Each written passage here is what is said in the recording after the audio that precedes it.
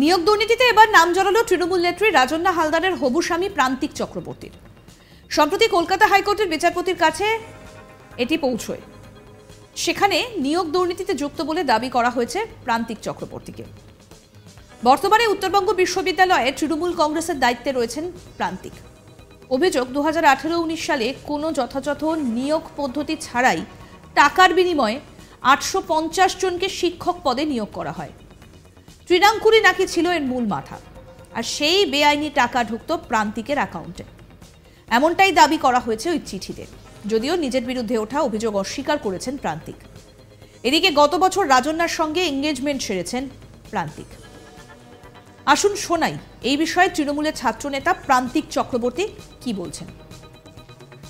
ব্যাপারে আমি জানি না ব্যাপারটা, কারণ হচ্ছে আমার কাছে কোর্ট বা কোনো কম্পিটেন্ট অথরিটি মারফত কোনো ইনফরমেশন আমার কাছে এখনো নেই। ঠিক আছে, যতক্ষণ কোনো ইনফরমেশন আমার কাছে আসছে বা থাকছে ততক্ষণ কোথায় কি জমা পড়ছে কি হচ্ছে সেটা তো আমি এ ব্যাপারে কোনো মন্তব্য করবোই না, কারণ এটা আমার কাছে অত্যন্ত হাস্যকর যদি এরকম কিছু হয়ে থাকে। কিন্তু আমার কাছে কোনো ইনফরমেশন এখনো অফিসিয়ালি কোনো ইনফরমেশন আমার কাছে নেই। আপনি টিএমসিপির ছাত্র নেতা, আপনার নাম কি করে নিয়োগ দুর্নীতিতে আসছে? না, এখন তো দেখুন, আমি তো কালকে সকালে উঠে কারোর নামে একটা চিঠি করে দিতেই পারি না, এটা হতেই পারে। কিন্তু বক্তব্য হচ্ছে যে আমার দুর্নীতিতে কে কোথায় আমার নাম দিচ্ছে সেটা তো প্রমাণিত হয় না। এখানে কারা করছে, বিরোধীদের চক্রান্ত বা আমি যেটা বলি শস্যের মধ্যেই ভূত।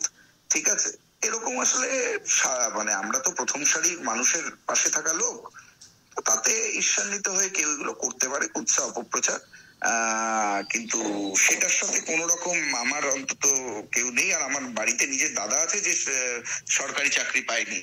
ঠিক আছে, তো এইতে আর বড় কি, আমি যদি সরকারি চাকরি বিক্রি করতাম চাকরি, তাহলে তো আমার দাদার সরকারি চাকরি হতো।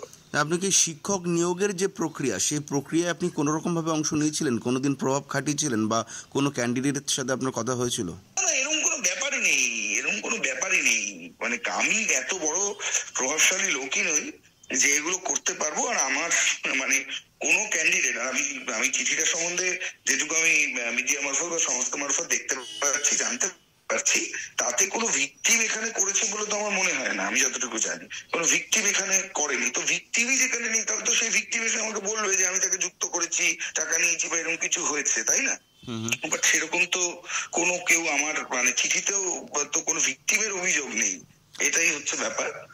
আর বাকিটা আমি বলতে, চিঠিতে দাবি করা হচ্ছে আপনার হোয়াটসঅ্যাপ চেক করলেই বেরিয়ে যাবে দুর্নীতির পর্দাফাশ হবে, পাশাপাশি আপনার জিপে অ্যাকাউন্টও চেক করতে রিকোয়েস্ট করা হয়েছে চিঠিতে।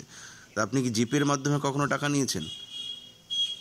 না না, জিপের মাধ্যমে তো যে কোনো জিপে যে কোনো অ্যাকাউন্টে তো টাকা তো আমরা ট্রানজাকশন হয়েই থাকে, কিন্তু কোনো এইসবের টাকা আমার কাছে কোনোভাবেই ঢোকেনি। এটা মানে কোনো দূর দূরান্ত এটার সাথে আমার কোনো সম্পর্ক নেই। তাহলে আপনার বিরুদ্ধে অভিযোগ করা হচ্ছে কেন? হঠাৎ করে মানে নিয়োগ দুর্নীতির তদন্ত 2-3 বছর ধরে চলছে, প্রাক্তন মন্ত্রী থেকে শুরু করে বিধায়ক, প্রভাবশালী নেতা সকলেই এখন জেলবন্দি। হঠাৎ করে টিএমসিপির ছাত্র নেতা, আপনার নাম কি করে আসছে? হঠাৎ করে নাম ভেসে আসলো কেন? এটা কেউ কোনো চক্রান্ত, আমি তো বললামই, বিরোধীদের চক্রান্ত হতে পারে বা শস্যের মধ্যে ভূত থাকতে পারে। কেন শস্যের মধ্যে ভূত বলছেন কেন? সেটা আমি এই জায়গাটায় ব্যাখ্যায় কোনো যাব না। আমার কাছে এটাই বক্তব্য। আর মূল কথা একটাই, আমার কাছে দেখুন কেউ কিছু বলতেই পারে, উঠতেই পারে, কিন্তু আমার কাছে এরকম কোনো তথ্য এসে পৌঁছায়নি। কোনো অফিসিয়ালি আমি কোনো তথ্য, আমি খুব স্পেসিফিক্যালি বলছি, অফিসিয়ালি কোনো তথ্য আমরা কিন্তু মানে আমি পাইনি। আপনি কি দলের মধ্যে কোনো অন্তর্ঘাতের গন্ধ পাচ্ছেন? না না, এই ব্যাপারে আমি কোনো মন্তব্যই করতে চাই না আপাতত। সামনে লোকসভা নির্বাচন, আমরা সেই লড়াইয়ে উত্তীর্ণ হতে চাই। মমতা বন্দ্যোপাধ্যায়, অভিষেক বন্দ্যোপাধ্যায়ের হাতকে শক্তিশালী করতে চাই। এগুলো শুধু আমি এইটুকু বলবো যে এগুলো চক্রান্ত এবং হাস্যকর।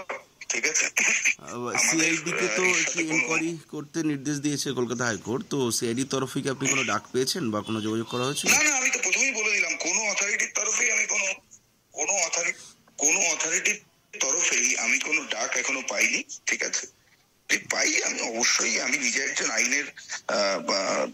আইনের ডক্টরেট করা ছাত্র, তো আমি যে কোনো রকম সহযোগিতা যেটুকু করতে অবশ্যই করবো, এতে কোনো দ্বিধা নেই। নিয়োগ দুর্নীতিকাণ্ডের নয়া মোড় এবার নাম জড়িয়েছে রাজন্না হালদারের হবু স্বামী প্রান্তিক চক্রবর্তী। সম্প্রতি এই চিঠিটা ভাইরাল হয়েছে, আর যেখানে হাইকোর্টের বিচারপতির উদ্দেশ্যে একটা চিঠি পাঠানো হয়েছে।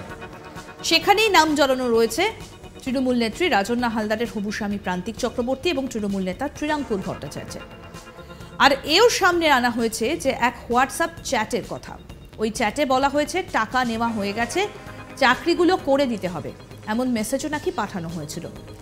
আর এই সূত্র ধরেই এবার শুরু হয়েছে জোর তদন্ত। চিঠিতে এও উল্লেখ করা হচ্ছে এক মন্ত্রীর কাছে পশ্চিমবঙ্গ মিউনিসিপ্যাল সার্ভিস কমিশনের বেশ কিছু অ্যাডমিট কার্ড পাঠানো হয়েছিল। সঙ্গে ওই মন্ত্রীকে নাকি বলা হয়েছিল সংশ্লিষ্ট ব্যক্তিদের থেকে টাকা নেওয়া হয়ে গিয়েছে, তাই চাকরিগুলো করে দিতে হবে। যদিও কোন মন্ত্রী সেই বিষয়টা গোপনই রাখা হয়েছে। অভিযোগ 2018-19 সালে কোনো যথাযথ নিয়োগ পদ্ধতি ছাড়াই টাকার বিনিময়ে 850 জনকে শিক্ষক পদে নিয়োগ করা হয়। শ্রীরামপুরই নাকি ছিল এর মূল মাথা, আর সেই বেআইনি টাকা ঢুকত প্রান্তিকের অ্যাকাউন্টে, এটাই দাবি করা হয়েছে ওই চিঠিতে।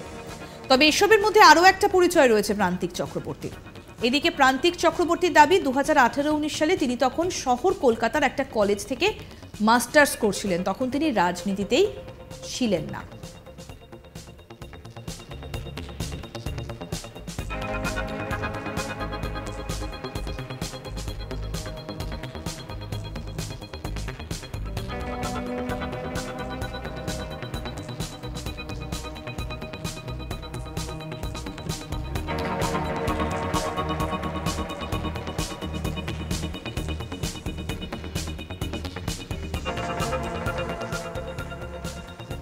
নিয়োগ দুর্নীতিতে এবার নাম জড়ালো তৃণমূল নেত্রী রাজন্না হালদারের হবু স্বামী প্রান্তিক চক্রবর্তী। বিগত আমরা দেখতে পাচ্ছি যে অনেক দিন ধরেই, প্রায় 1.5-2 বছর ধরে তদন্ত চলছে এই শিক্ষক নিয়োগ দুর্নীতির। একদিকে ইডি, অন্যদিকে সিবিআই, একদিকে সিবিআই অন্যদিকে ইডি এই তদন্ত চালাচ্ছে। তৎকালীন শিক্ষামন্ত্রী পার্থ চট্টোপাধ্যায় এখন এই মুহূর্তে তিনি জেলবন্দি, এবং তার পাশাপাশি আরও অনেক নেতা মন্ত্রী, হেভিওয়েট, তাদের নাম কিন্তু বিভিন্ন সময় উঠে এসেছে, বিভিন্ন জনকে জিজ্ঞাসাবাদ করা হয়েছে। এবং যেটা আমরা দেখতে পাচ্ছি যে এবার প্রান্তিক চক্রবর্তীর নাম জড়ালো এতে। সম্প্রতি কলকাতা হাইকোর্টের বিচারপতির কাছে একটা চিঠি পৌঁছয়, আর সেখানে নিয়োগ দুর্নীতিতে যুক্ত বলে দাবি করা হয়েছে প্রান্তিক চক্রবর্তীকে। একদিকে ইডি, অন্যদিকে সিবিআই, দুটি সংস্থাই কিন্তু তদন্ত চালিয়ে যাচ্ছে। আর ইতিমধ্যেই যত দিন যাচ্ছে ততই যেন আরও নতুন নতুন তথ্য সামনে আসছে, নতুন নতুন বিষয় সামনে উঠে আসছে।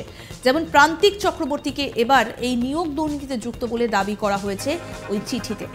বর্তমানে উত্তরবঙ্গ বিশ্ববিদ্যালয়ে তৃণমূল কংগ্রেসের দায়িত্বে রয়েছে প্রান্তিক। অভিযোগ 2018-19 সালে কোনো যথাযথ নিয়োগ পদ্ধতি ছাড়াই নাকি টাকার বিনিময়ে 850 জনকে শিক্ষক পদে নিয়োগ করা হয়েছে, আর শ্রীরামপুরই নাকি ছিল এর মূল মাথা, আর সেই বেআইনি টাকা ঢুকত প্রান্তিকের অ্যাকাউন্টে, এমনটাই দাবি করা হয়েছে ওই চিঠিতে। এরকম আরও আপডেট পেতে আজ তাক বাংলার ইউটিউব চ্যানেল সাবস্ক্রাইব করুন, নোটিফিকেশন পেতে বেল বাটন অপশন প্রেস করুন। এই ভিডিও সম্পর্কে আপনাদের মতামত জানান, কমেন্ট করুন, শেয়ার করুন, হোয়াটসঅ্যাপে ফলো করুন আজ তাক বাংলা।